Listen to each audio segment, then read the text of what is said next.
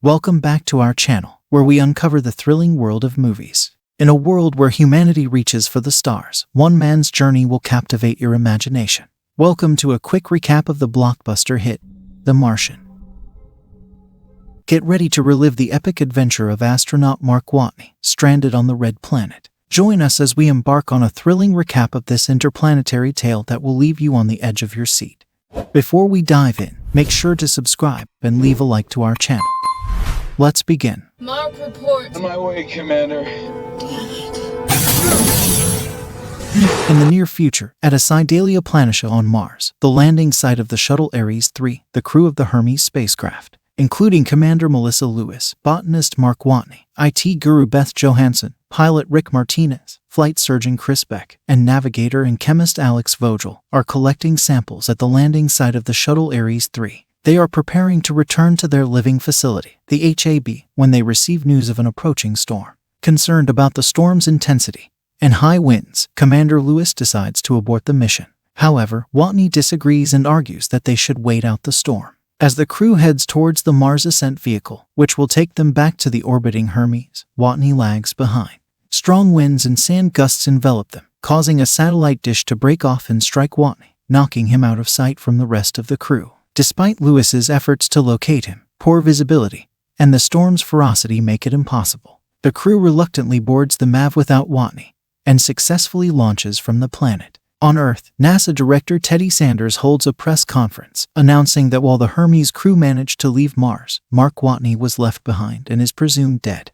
After the storm subsides, Watney regains consciousness on Mars. Realizing his oxygen is rapidly depleting, he musters the strength to make his way back to the habitat station. He discovers that part of an antenna has impaled him, creating a seal with his own blood that prevents most of his air from leaking out. Enduring immense pain, Watney removes the antenna, extracts a broken piece from the wound using forceps, and then staples the wound shut. He settles down to record a video diary, providing a detailed account of his predicament.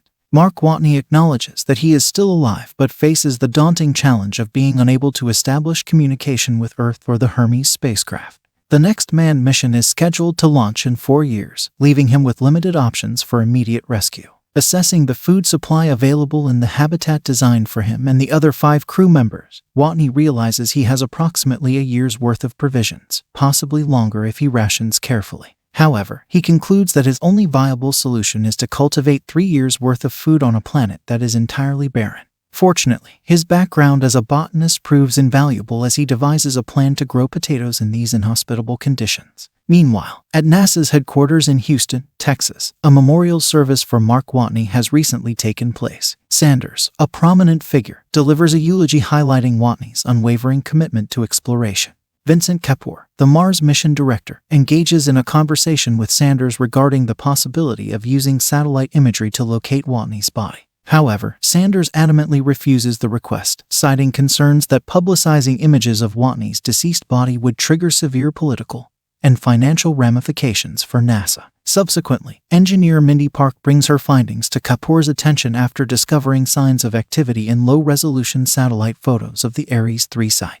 The solar panels appear clean, and the rover has shifted position. Kapoor and Park enlist the expertise of Sanders and Annie Montrose, the director of media relations, to unveil the astonishing revelation that Watney is alive. A few Martian days later, inside the habitat, Watney initiates his potato cultivation project using Martian soil and sealed packets of the crew's feces as fertilizer, despite finding the idea repulsive. Realizing the need for more water to sustain the potato crop, he decides to burn hydrazine rocket fuel, which generates water as a byproduct.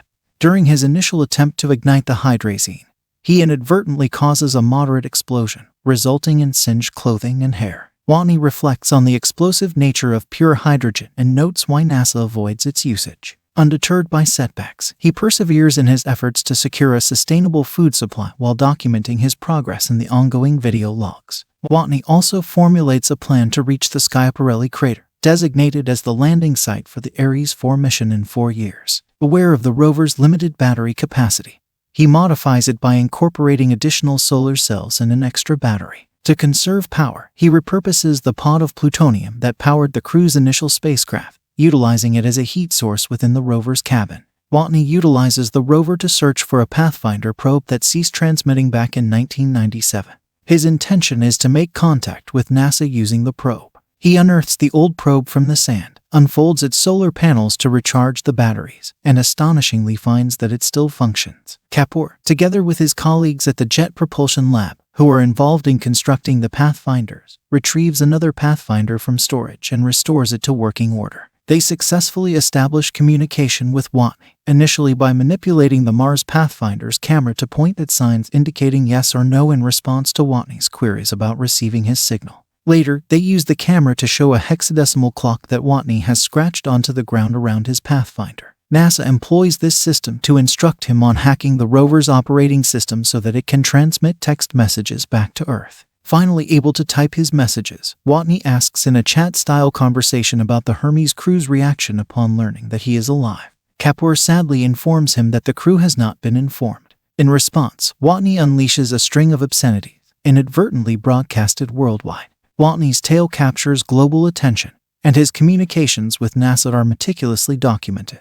At the request of PR director Annie Montrose, Watney takes a selfie using the Pathfinder's camera, wearing a spacesuit and striking a two-thumbs-up pose resembling Fonzie. However, Montrose is dissatisfied because she cannot see his face, to which Kapoor reminds her that Watney cannot remove his helmet near the exterior camera located outside the habitat. Meanwhile, the Hermes crew has spent the past couple of months quietly journeying back towards Earth while maintaining contact with their loved ones. Mitch Henderson, the flight director of Ares 3, contacts the crew and reveals the news that Watney is alive. He explains that NASA deliberately withheld this information from them for the past 2 months to prevent distraction from their mission. The news evokes anger and guilt within the crew, but Henderson assures them that Watney repeatedly emphasized that it was not their fault, and they had valid reasons to believe he was dead. At NASA, it is determined that they can reach Watney by Sol 868. However, there is concern among the team, particularly Sanders, that the margin of error is too narrow. They calculate that the food Watney has been growing, combined with the rations in the HAB, will last for a little over 900 days. Back on Mars, things take a turn for the worse for Watney when the deteriorating airlock of the habitat explosively decompresses while he is inside, propelling the airlock some distance away and causing his helmet to crack and leak. He manages to seal the cracks with duct tape and returns to the habitat, only to discover that his potato crop has frozen and died. With diminished food supplies, he estimates that he can survive for a little over 300 sols, slightly longer if he rationed his remaining resources. NASA and JPL go into overdrive, working tirelessly to launch a probe for the urgent resupply mission to assist Watney. In order to meet the narrow launch window, they skip routine inspections. Unfortunately, just moments after liftoff, the probe unexpectedly veers off its intended trajectory and explodes. Meanwhile, in China, Zhu Tao and Guo Ming, directors from the Chinese National Space Administration, witness the explosion and engage in a conversation about helping NASA. They propose offering their classified booster rocket technology to launch a supply craft.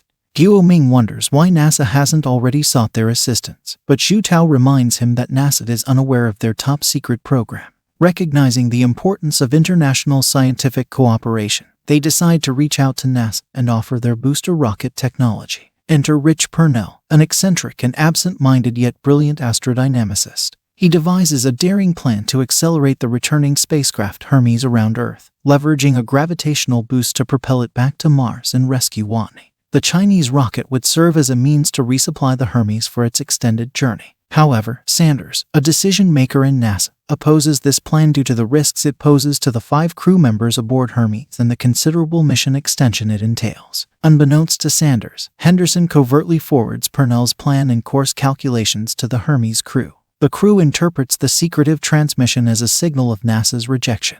They realize that if they choose to return to Mars, the 2 military personnel, Lewis and Martinez, would face court-martial for mutiny, and the 3 civilians would likely be barred from future missions. Lewis calls for a unanimous vote, and all crew members agree to venture back to Mars to rescue Watney. Johansson hacks into the Hermes computers to prevent NASA from assuming control, and they alter the course, sending a cryptic message to Houston. Rich Purnell is a steely-eyed missile man. Sanders confronts Henderson in anger, believing him responsible for leaking the plan to the Hermes crew. Though Henderson neither confirms nor denies his involvement, Sanders emphasizes the importance of preserving NASA's reputation and funding, citing potential negative public sentiment and its long-lasting impact on the agency's budget. He requests Henderson's resignation after the mission concludes. 7 months elapse on Mars, leaving Watney in a deteriorated state. He has lost a significant amount of weight, grown a wild beard, and his teeth have started to decay. NASA intervenes by sending him detailed instructions to modify the rover extensively. Watney, finding amusement in the task, carries out the modifications as directed. He then prepares to depart from the Ares 3 site after spending a staggering 461 sols there. His destination is the Ares 4 MAV, a vessel dropped on Mars well in advance of the Ares 4 mission. This journey spans an arduous 32 kilometers across a desolate and trackless Martian landscape. Each day, Watney takes a mandatory 13-hour break to rest and recharge the rover's batteries using solar panels. During these pauses, he contemplates the legal status of Mars, considering it akin to international waters subject to maritime law due to the lack of territorial claims from any Earth nation. Realizing he lacks explicit permission from NASA to take the MAV and that he can only acquire it post-departure, Watney humorously dubs himself Captain Blondebeard, embracing the notion of becoming a space pirate. Throughout the excursion, Watney reflects on being the first person to witness the awe-inspiring Martian landscape he traverses. He finds himself captivated by its beauty and uniqueness, marveling at the privilege of experiencing it firsthand. Meanwhile, the Hermes spacecraft successfully collects the essential supplies needed for the mission and completes its swing around the Earth. With the entire world watching anxiously, but with a 12-minute communication delay rendering real-time assistance impossible, the Hermes embarks on its return journey to Mars. Watney faces the daunting task of removing 5,000 kilograms of weight from the MAV to ensure it becomes light enough to reach the Hermes orbit. He sheds most of the seats and replaces the heaviest component, the nose cone airlock, with a tarp. Martinez takes control of the MAV remotely and launches Watney into orbit. However, the MAV falls short of reaching the Hermes spaceship. Vogel quickly constructs an explosive using sugar and oxygen, intending to blow the front hatch and utilize the escaping air to slow down the massive ship, enabling them to match speeds and rescue Watney. In a daring decision, Lewis decides to use the EVA MMA suit with a tether to reach Watney, but falls short of getting close enough. Undeterred, Watney pierces the palm of his glove, propelling himself towards Lewis with the force of the escaping air, drawing a gleeful comparison to Iron Man. With little control over his trajectory, he narrowly misses Lewis. However, he collides with the tether, causing it to entwine around both himself and Lewis. With the tether securing them, the crew successfully reels them in. Lewis triumphantly informs NASA that they have successfully retrieved Watney, sparking worldwide celebration. Crowds gather in Houston, Times Square, Beijing, and other places, anxiously awaiting news of the rescue. The crew embraces Watney, joking about the inevitable odor resulting from his months-long hiatus from showering. Back on Earth, approximately a year later, Watney embarks on his first day as an instructor for aspiring astronauts. He shares the tale of his struggle on Mars, confirming his resourcefulness and growing food using his own waste. He adds a touch of humor, expressing his desire to avoid further discussions on that particular aspect of the mission. Watney imparts valuable advice to the aspiring astronauts, emphasizing the importance of accepting one's fate or facing problems head-on to survive. He underscores the significance of overcoming obstacles one by one. During the closing credits, glimpses of the characters' lives years later are shown. They gather to witness the launch of Ares 5, with Martinez assuming the role of commander. Kapoor, Montrose, Park, and Sanders observe the launch from NASA headquarters, joined by Guo Ming and Zhu Tao. Henderson has retired and spends his time golfing with his son. Lewis watches the launch from the comfort of her home with her husband, while Vogel enjoys the moment with his family. Beck and Johansson have married and watch from the hospital, their newborn baby by their side.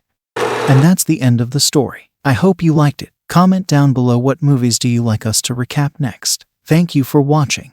Don't forget to like and subscribe. Until next time.